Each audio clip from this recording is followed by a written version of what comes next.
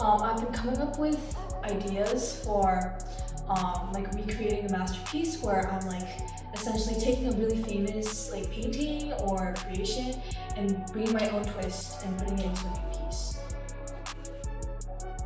I try to consider how the topic could relate to me, because my sustained investigation for like all of my projects is essentially like how like my childhood or one person's childhood could affect how they develop eventually in their older years. So I try to I apply that thinking to the topic. The most difficult part for me would probably be to bring the concept from like a digital place to like onto the paper with like gridding and then actually doing the line art, because I find that it's really hard to be accurate even with a ruler. So yeah. I enjoy all materials, like even charcoal, which a lot of people dislike. I really like working with it.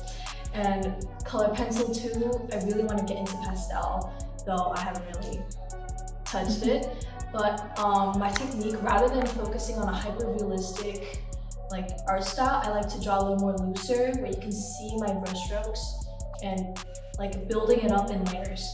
I love applying like shadows to my project, because Miss Kim always talks about having a really intense contrast. Like one part of your face has to be really bright and the other part has like a really dark shadow, so that there's like a contrast to it. And I love having the parts where like, even though like this part of my face could be like full of shadow, there's parts where there's like highlights, and I really love drawing those.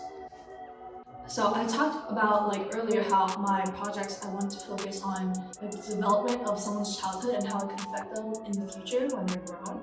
And so with me, with my like messier art style that's a little looser, I want to give off almost like a fuzzy feeling of like nostalgia and like just looking back at your memories and at like the good parts of your childhood, or maybe even the sadder parts of your childhood, and just how unstable one can feel from their feelings.